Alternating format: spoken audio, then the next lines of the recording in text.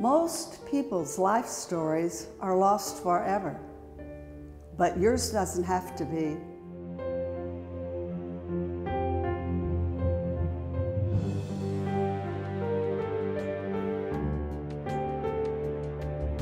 To start with, can you tell me a little bit about your background, where you were born, your parents?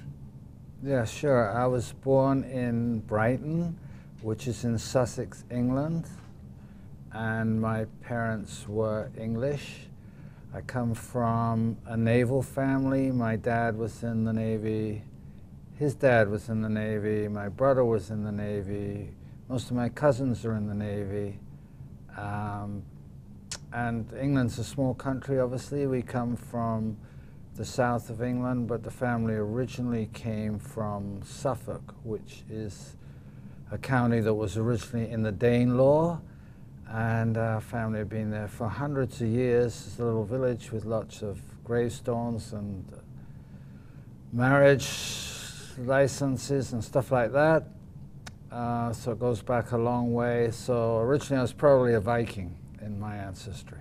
Oh, why did you not join the Navy? Or were you involved in the Navy? Well, the big change was that my brother was in the Navy. He was killed in 17th April 1951 in a submarine accident. Well, really there's no such thing as an accident, but that's what the Admiralty called it. And that made a big impression on my mum, and she really didn't want her only other son to go in the Navy, so I switched to engineering. Oh, and so let me ask you, let's start out about your early childhood. As you were a child, what's your first memory of that you can remember? My first memory is going to a little school in Saltash, which is near Plymouth, which is a naval base, or was a naval base. I guess it's down to just Portsmouth now. And I just have a very vague memory there of learning to read or write. I think I was 5 years old then. Okay. And where did you go to school? I know you said you're an engineer, so. Well, after that we moved to Germany. My dad was already in Germany then, so I went to school in Germany for a few years.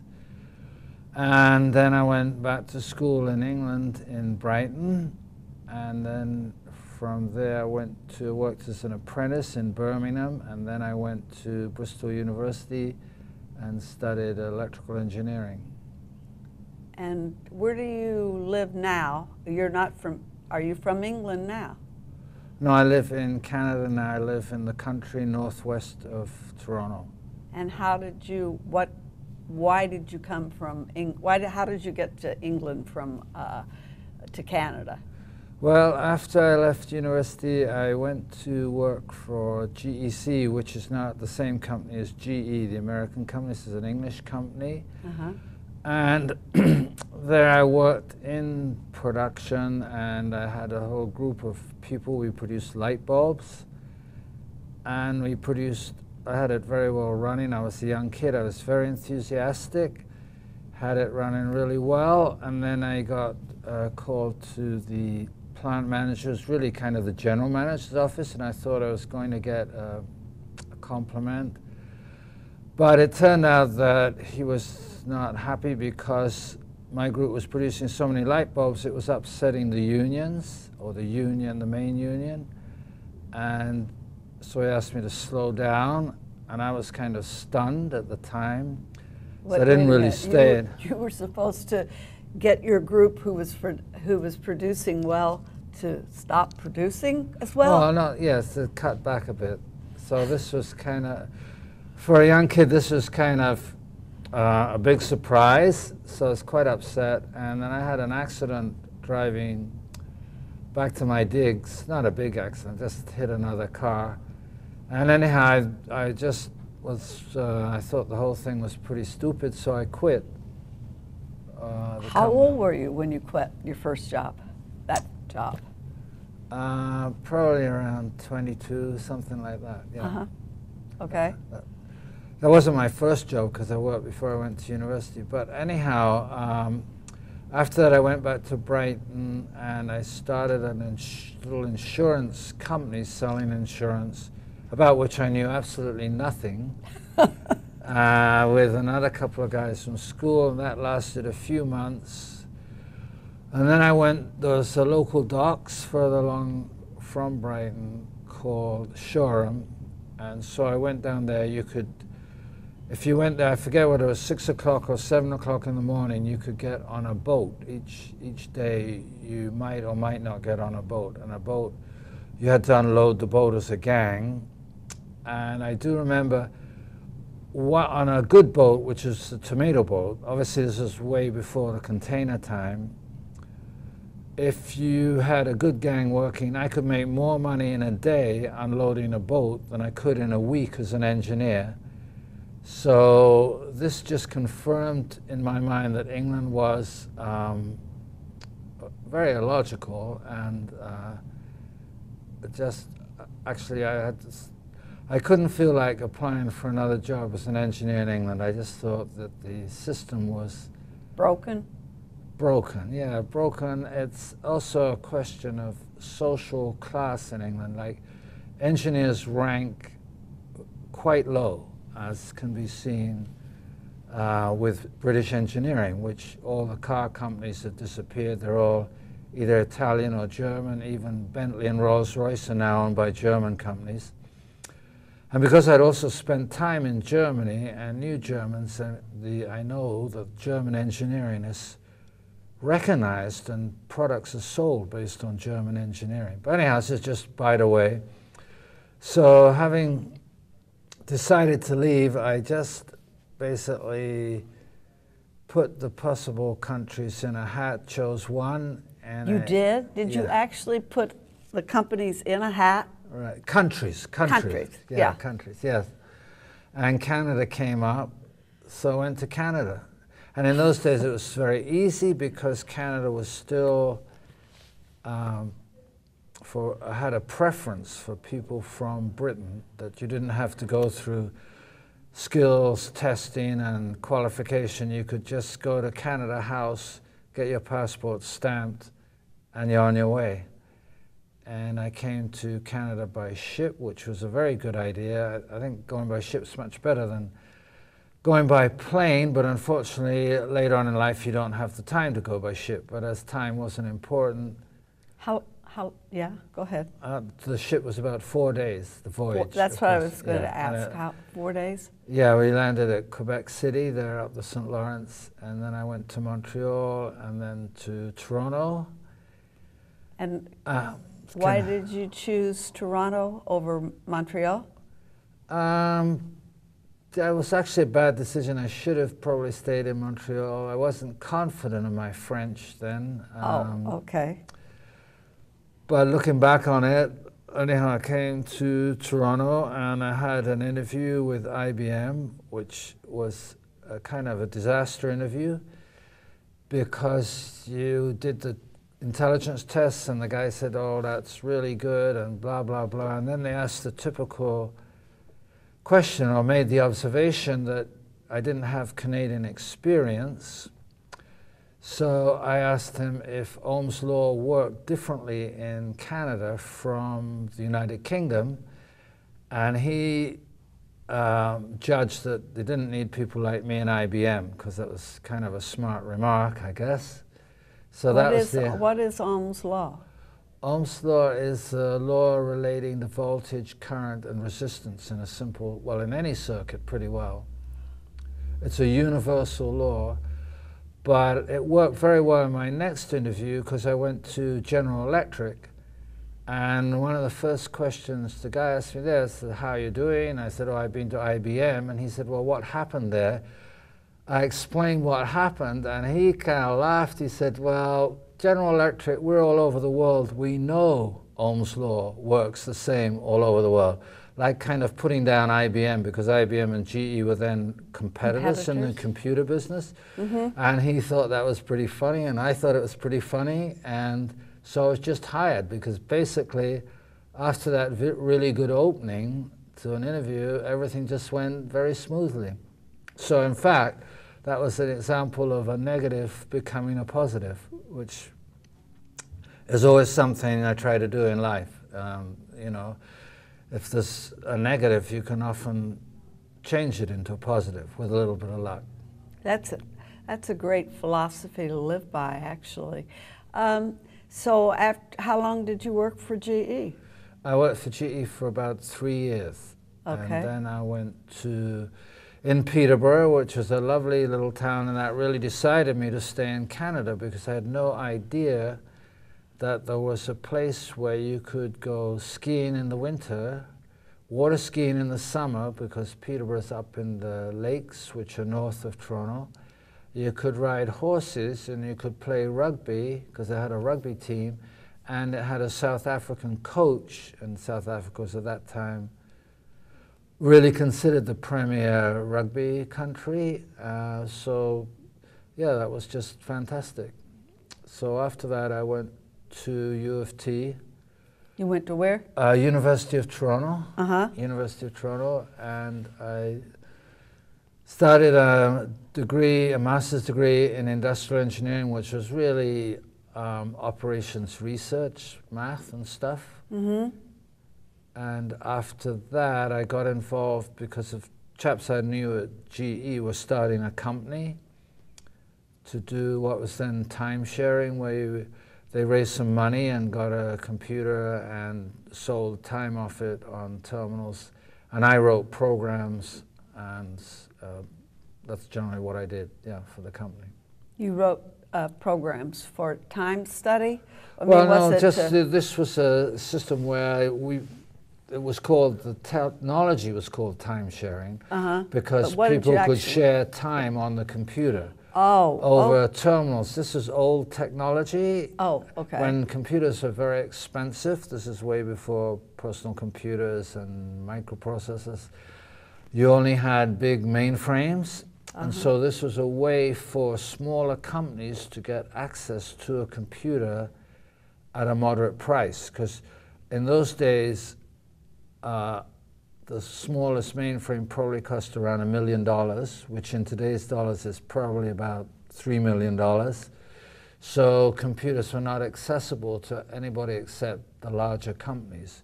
And this was the technology to make them accessible by sharing them amongst a whole number of companies. Okay.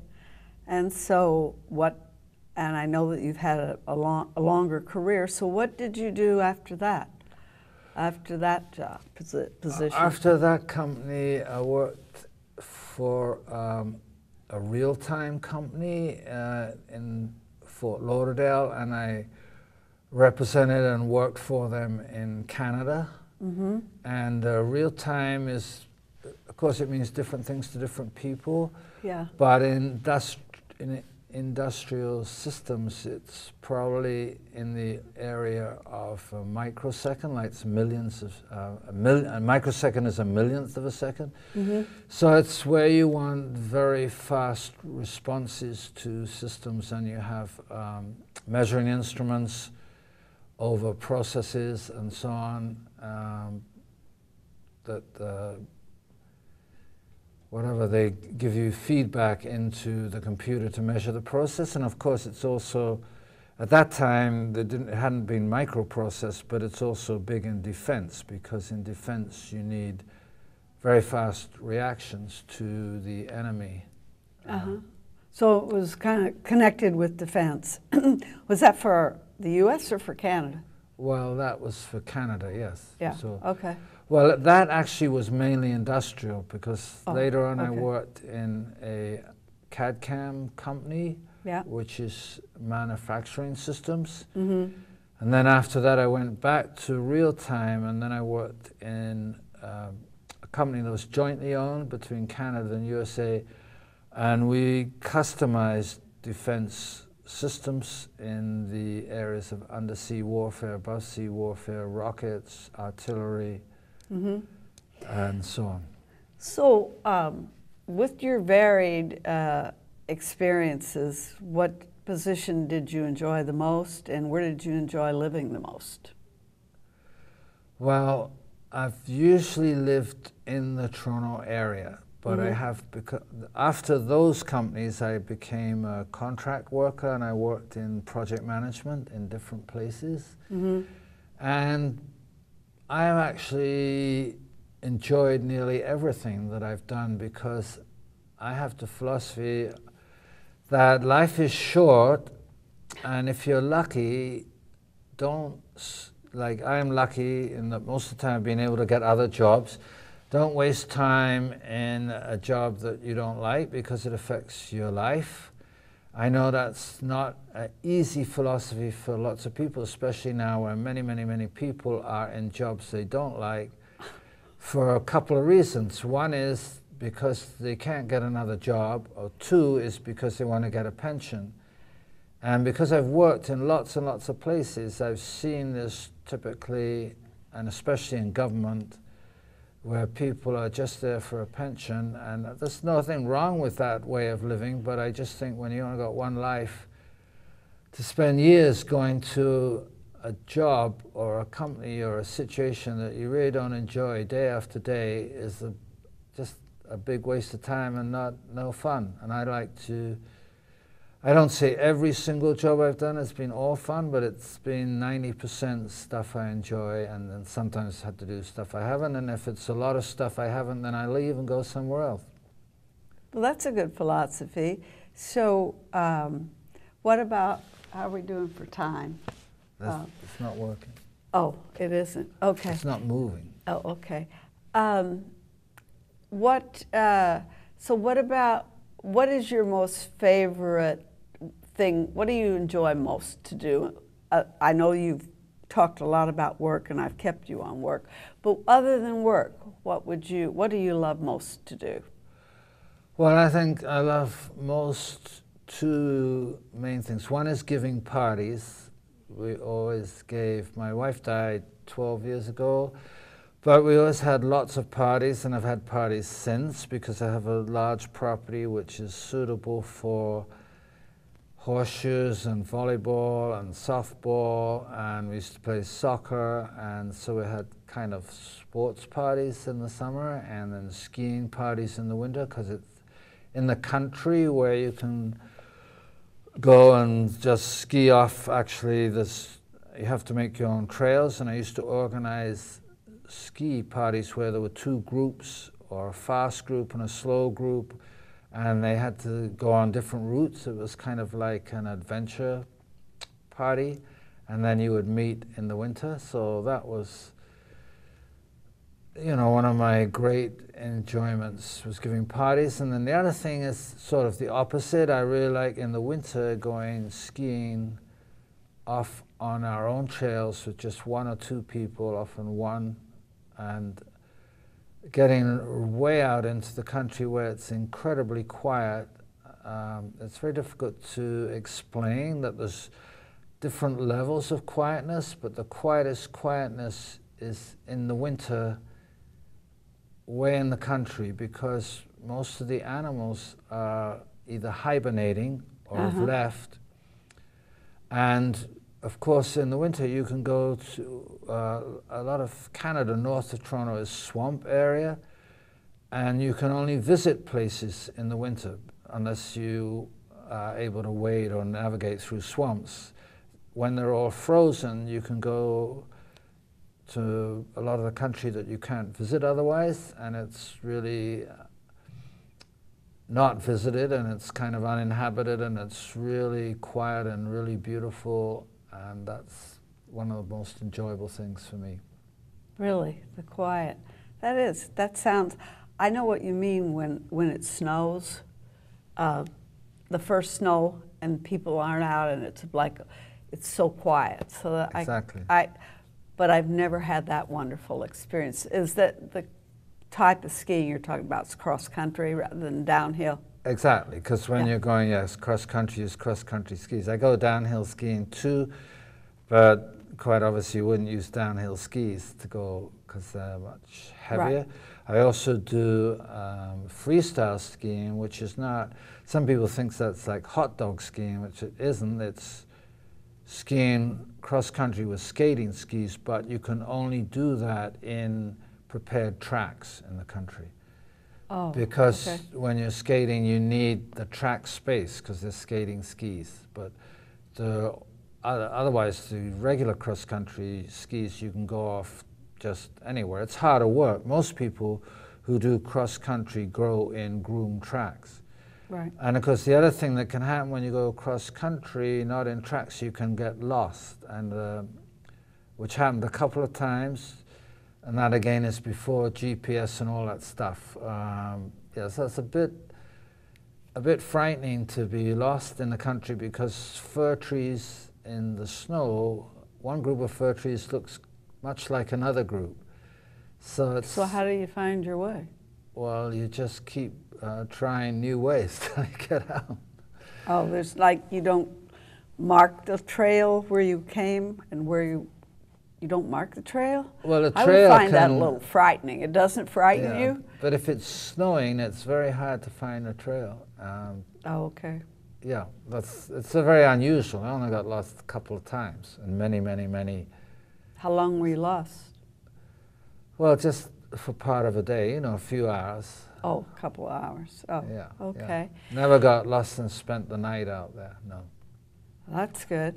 So, other than the skiing for recreational and the other thing, what about rugby? What's that like? I don't think we have a lot of rugby in the U.S., so what is rugby like, and do you still play that? Well, rugby is the original, all football started, if you're back in England, and it was a game played usually between villages. It was kind of rough, there were no rules.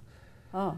And you just tried to push the ball, carry, kick the ball from one village into the other, but then that evolved into a basic football game, and that diverged in 1823 when William Webb Ellis picked up the ball and ran with it in rugby, actually the town of Rugby, or the school of rugby, and that carrying the ball was then called rugby, whereas the kicking game then eventually evolved in about the 1870s to the association football game, which is now footer or called soccer in North America. That's what I was getting at. And the rugby came to North America and it evolved into American football, and the big big change was that in America someone picked up the ball and passed it forward, whereas in the rest of the world it always stayed as passing backwards. And then